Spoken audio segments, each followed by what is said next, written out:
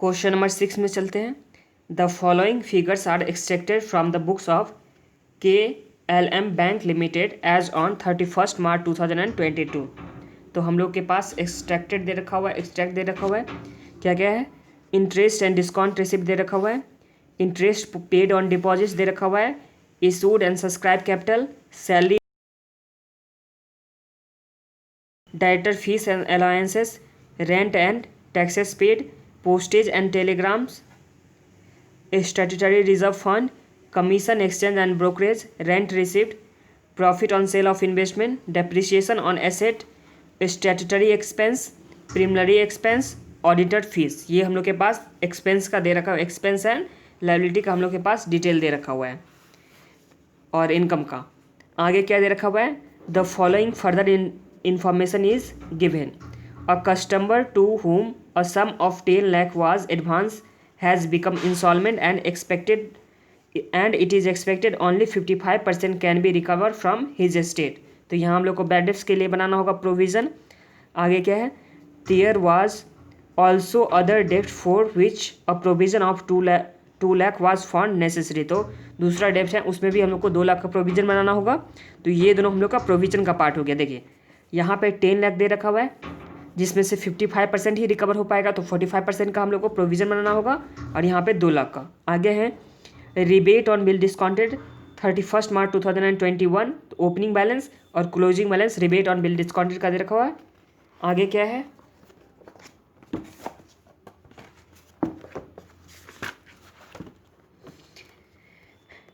Income tax of ₹2 lakh is to be provide. तो income tax के लिए हम लोग को प्रोविज़न बनाना है। The director desire to declare 5% of dividend, तो डिविडेंड के लिए भी हम लोग को करना होगा। आगे क्या है, prepare the profit and loss account of KLM bank limited for the year ended 31 March 2022 and also show how the profit and loss account will appear in the balance sheet if profit and loss account opening balance was nil as on 31 March 2022। तो opening balance अगर नहीं है तो किस तरह से balance sheet में हम लोग कितना ले जाएंगे अमाउंट प्रॉफिट एंड लॉस का, वो भी हम लोग को बताना है। तो आ जाइए बनाते हैं।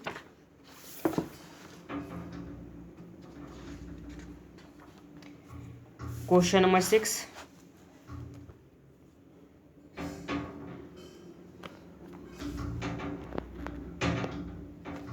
क्वेश्चन 6 में आ जाइए।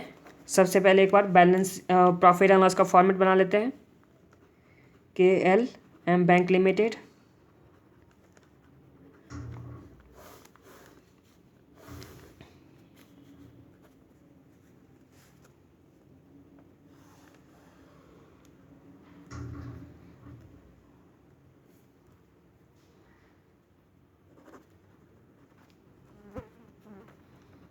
Profit and loss account for the year ended 31 March 2022। यहाँ पे अमाउंट रुपीज़ हो गया, और ये आ गया शेड्यूल।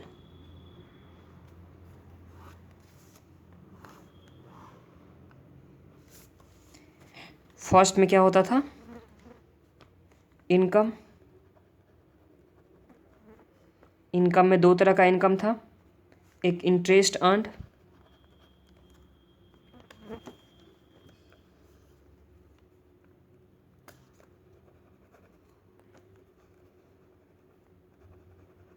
दूसरा अदर इनकम।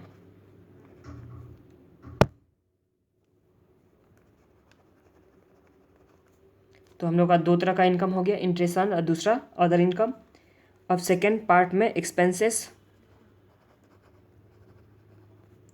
एक्सपेंसेस में फर्स्ट एक्सपेंस क्या था, इंटरेस्ट एक्सपेंडेड। दूसरा क्या होता है, ऑपरेटिंग एक्सपेंसेस, यही होता था ना। और हम लोग बनाते थे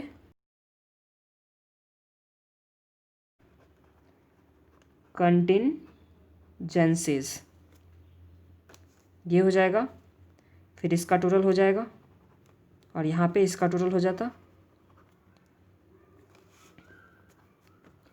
अब थर्ड पार्ट में हम लोग क्या करते थे, प्रॉफिट एंड लॉस, जो भी प्रॉफिट या लॉस हुआ होगा इनका माइनस एक्सपेंस करके निकाल लेंगे। फिर net profit for the year आ जाएगा।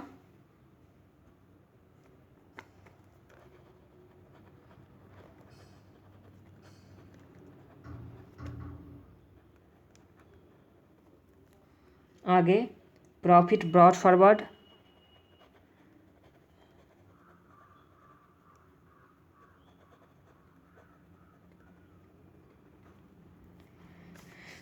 लास्ट पार्ट में हम लोग बनाते थे अप्रोप्रिएशन, एप्रोप्रिएशंस। इसमें फर्स्ट क्या होता था, ट्रांसफर टू स्टैट्यूटरी रिजर्व,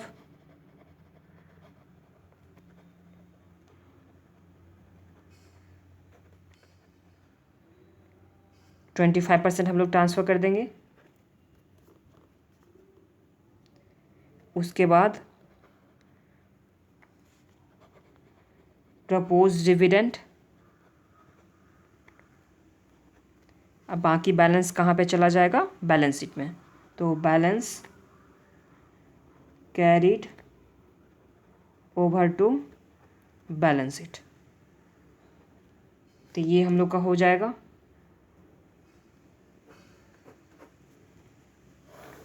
ये हम लोग का फॉर्मेट था। फॉर्मेट में क्या था, इनकम में इंटरेस्ट अर्न और अदर इनकम, इनकम में interest earn and other income. फिर एक्सपेंसेस में था interest expended, operating expense, provision and contingency. फिर इस तरह से हम लोग का net profit for the year आ जाएगा। फिर पिछले साल का जो भी प्रॉफिट रहेगा हम लोग ब्रॉड फॉरवर्ड कर देंगे। उसके बाद अप्रोप्रिएशन में ट्रांसफर टू स्टैट्यूटरी रिजर्व 25% करना है, होता है। फिर प्रपोज डिविडेंड और balance carried over to balance sheet. तो ये हम लोग के पास ये फॉर्मेट हो गया। अब एक एक करके हम लोग बनाना स्टार्ट करते हैं। तो सबसे पहला क्या, ये किस शेड्यूल में होता था, शेड्यूल 13 में, ये शेड्यूल 14 में, ये 15 में और ये 16 में। तो ये चार हम लोग का शेड्यूल हो गया। तो चारों शेड्यूल बनाएंगे और जो कुछ भी वर्किंग होगा वो हम लोग दिखा देंगे। तो चलिए शेड्यूल नंबर सबसे पहले क्या 13 बनाते हैं। उससे पहले वर्किंग नोट कर लेते हैं। Working note,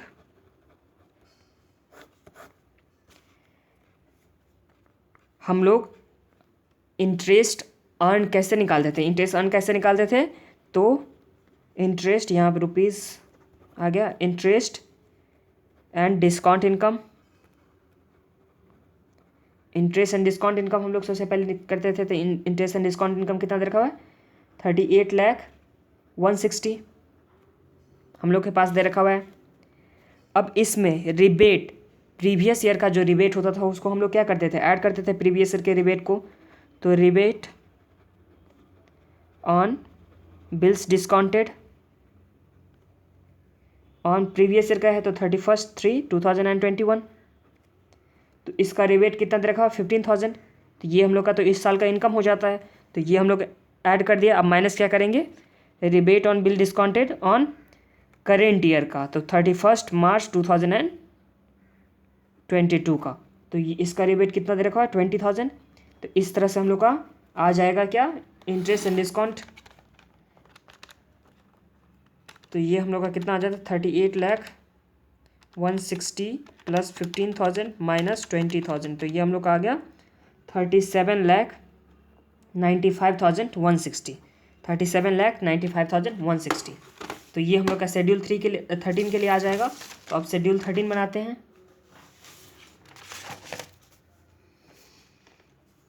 schedule 13 interest earned.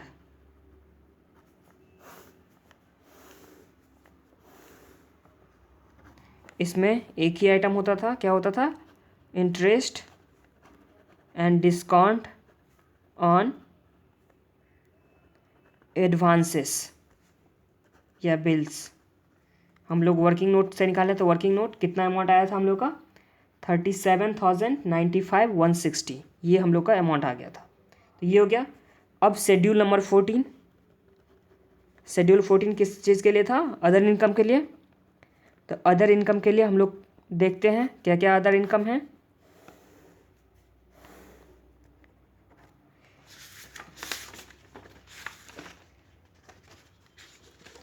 तो अदर इनकम में फर्स्ट अदर इनकम में क्या हम लोग का आ गया, कमीशन एक्सचेंजेस एंड ब्रोकरेज 1,90,000 का। तो कमीशन एक्सचेंजेस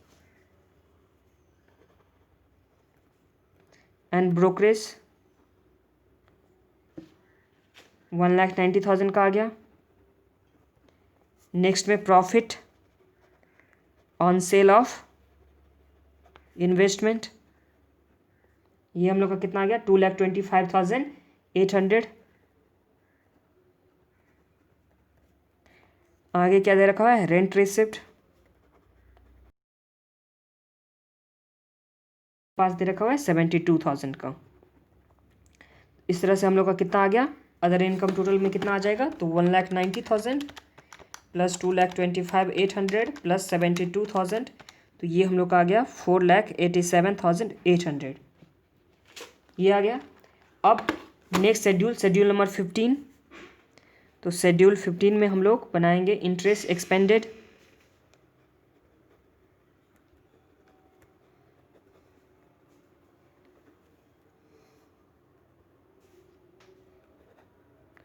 इंटरेस्ट एक्सपेंडेड में एक आइटम दे रखा हुआ है, कौन सी आइटम है, इंटरेस्ट पेड ऑन डिपॉजिट।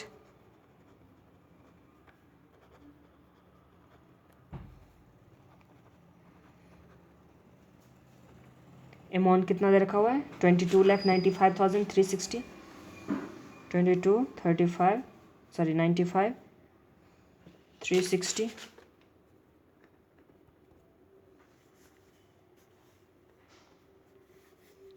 अब शेड्यूल नंबर 16, जितना भी सारा एक्सपेंस हम लोग लिख देंगे यहाँ पे। तो फर्स्ट में क्या हो गया,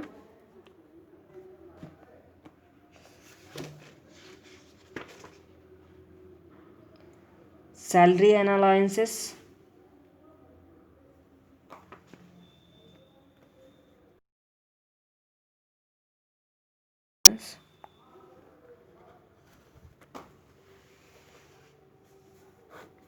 फर्स्ट में क्या है, सैलरी एंड अलाउंसेस 2,50,000 का। आगे रेंट टैक्सेस पेड 1,00,000 का।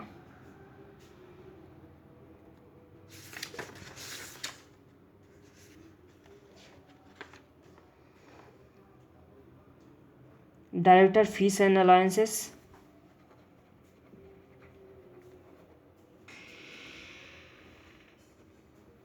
डायरेक्टर फीस एंड अलाउंसेस कितने का है, 35,000 का।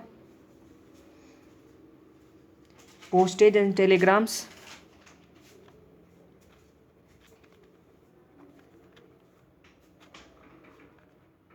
पोस्टेज एंड टेलीग्राम कितने का दे रखा हुआ है, 65,340 का। फिर कमीशन एक्सचेंजेस एंड ब्रोकरेज, तो ये तो हम लोग का इनकम था। Depreciation on assets,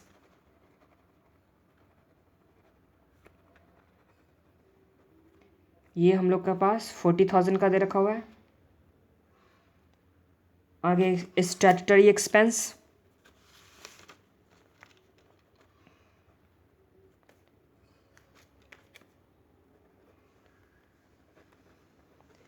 statutory expense हम लोग के पास दे रखा हुआ है 30,000 का। फिर स्टैट्यूटरी एक्सपेंस 38,000 का था। प्रिलिमिनरी एक्सपेंस 30,000 का। ऑडिटर्स फीस, ये हम लोग के पास 12,000 का दे रखा हुआ है। और भी कुछ एक्सपेंसेस हैं क्या, एक बार ऐड कर लें, 2,50,000 प्लस 1,00,000,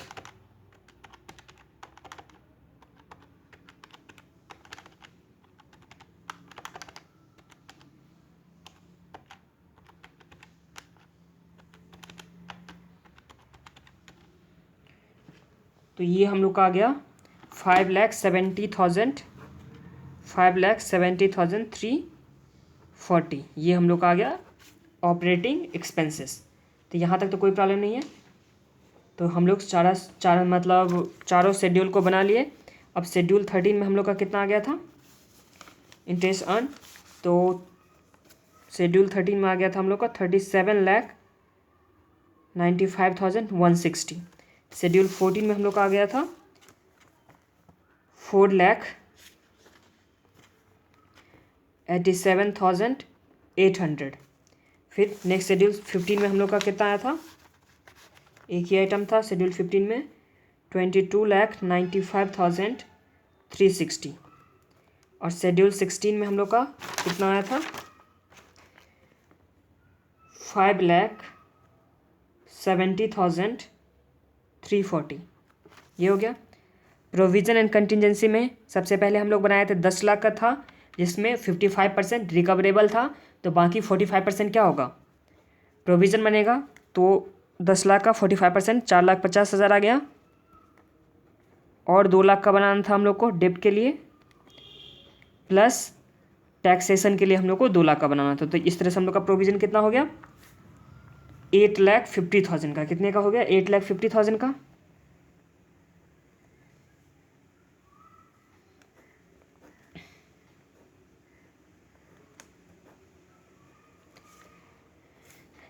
ब्रॉट फॉरवर्ड प्रॉफिट क्या था, नील था, तो यहाँ आ जाएगा नील। तो चलिए ऐड करते हैं 379,5160 प्लस 487,800, तो हम लोग का कितना आ गया 42,82,960। ये हम लोग का इनकम आ गया 42,82,960। एक्सपेंसेस में क्या है 22,95,360 प्लस 5,70,340 प्लस 8,50,000, तो हम लोग का एक्सपेंसेस कितने का आ गया 37,15,700। ये हम लोग का एक्सपेंसेस आ गया। इनकम माइनस एक्सपेंस करते हैं तो कितना आता है 42,82,960। तो हम लोग का net profit for the year कितना आ गया 567,260। ये हम लोग का आ गया net profit for the year. यहाँ तो ब्रॉड फॉरवर्ड प्रॉफिट तो कुछ नहीं है, तो यहाँ पे ये सेम ही आ जाएगा। ट्रांसफ़र टू स्टैट्यूटरी रिजर्व, इसका 25% हम लोग ट्रांसफ़र कर देंगे, तो ये हम लोग के पास आ गया 25% 141,815, ये हम लोग के पास आ गया। अब हम लोग के पास शेयर कैपिटल कितने का था 10 लाख का था, 10 लाख का शेयर कैपिटल था, जिसमें से 5% हम लोग को क्या करना था डिविडेंड बांटना था। 5% कितना हो गया 10 लाख का 50,000, तो हम लोग 50,000 दे दिए। बाकी जो बच गया पैसा वो कहाँ पे चला जाएगा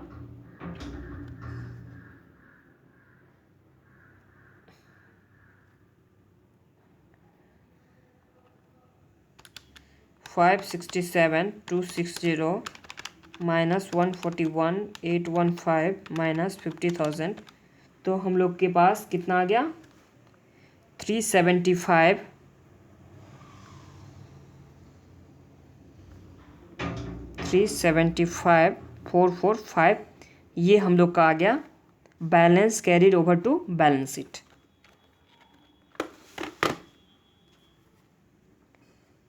इसी के साथ तो कोई नहीं है ना लिस्ट, तो बैंकिंग कंपनी हो जाता है ख़त्म आप लोग का। अब चैनल को सब्सक्राइब नहीं किया तो सब्सक्राइब कर दीजिए, वीडियो को लाइक कर दीजिए और ऐसे ही पढ़ते रहिए।